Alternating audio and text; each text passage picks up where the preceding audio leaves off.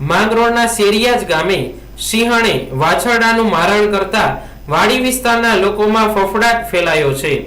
એકાદ મહિના પહેલા એક ભિક્ષુક મહિલાનું મોત થયું હતું। અવારનવાર પશુઓના મારણની ઘટના બનતા ગ્રામ પંચાયત સરપંચ દ્વારા વન વિભાગને રજૂઆત કરવામાં આવી હતી।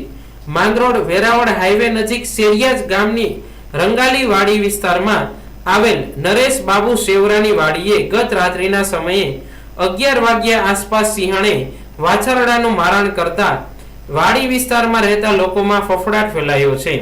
બનાવની જાણ આગેવાન દાનાભાઈ ખાંભલાને થતા તાત્કાલિક ફોરેસ્ટ વિભાગને જાણ કરતા સ્થળ પર વન વિભાગની ટીમ તાત્કાલિક દોડી આવી હતી। ફોરેસ્ટ વિભાગના કર્મચારી વરુ અને સોલંકી દ્વારા આગળની કાર્યવાહી હાથ ધરવામાં આવી છે।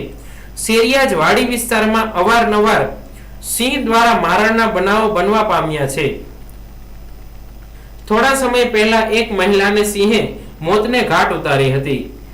ઘણા સમયથી આ સિંહ પરિવાર શેરિયાજ ગામે જોવા મળે છે। 2 દિવસ પહેલા ગામના સરપંચ દ્વારા વન વિભાગને લેખિત રજૂઆત પણ આપવામાં આવી છે, છતાં પણ વન વિભાગ દ્વારા કોઈ નક્કર પગલાં લેવામાં આવ્યા નથી। ત્યારે વન વિભાગ પાસે યોગ્ય કાર્યવાહી કરવા ગ્રામજનોએ માંગ કરી છે। શેરિયાજ ગામે છેલ્લા 2 મહિનાથી સિંહોનો આતંક વધતો જાય છે।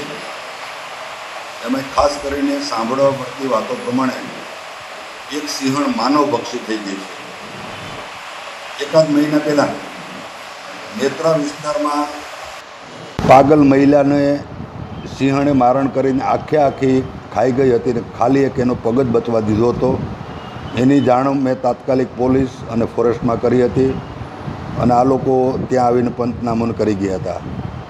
ગઈ 15 તારીખે આ જ સિંહણ માણસોની પાછળ દોડી, એક અમારો ટ્રેક્ટરવાળો છે ચાલુ ટ્રેક્ટરની પાછળ દોડી 1 કિલોમીટર ટ્રેક્ટરને દોડાવ્યું અને માણસોને દેખીને માણસોની પાછળ દોડે છે, મોટરસાઇકલોની પાછળ દોડે છે, કોઈ પણ વાહન નીકળે તો એની પાછળ દોડે છે।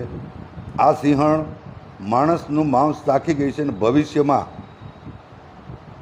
કોઈ પણ વ્યક્તિને કે માણસોને કે બાળકોને ફરી પાછું મારણ ન કરે એના માટે 16 તારીખે અમારા ગ્રામ પંચાયતના સરપંચશ્રીએ ફોરેસ્ટ ડિપાર્ટમેન્ટ, મામલતદારશ્રી, પોલીસને બધાને લેખિતમાં જાણ કરી છે, છતાં આજ દિવસ સુધી કોઈ પગલાં લેવાના નથી। ગત રાત્રે જ આ સિંહણે રંગાલી વિસ્તારમાં એક શેવરા પરિવારને ત્યાં વાછડાનું મારણ કરેલ છે અને ત્યાં પણ માણસોને હેરાન કરેલ હતી।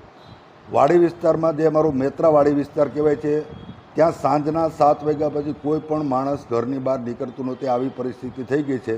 તો આ અંગે ઉપલી કક્ષાએથી તાત્કાલિક પગલાં લેવાય અને આ માનવભક્ષી સિંહણને પકડી અને ક્યાંય ઝૂમાં મૂકે એવી ગામ લોકોની માગણી છે, જેની હું આપ સૌને રજૂઆત કરું છું।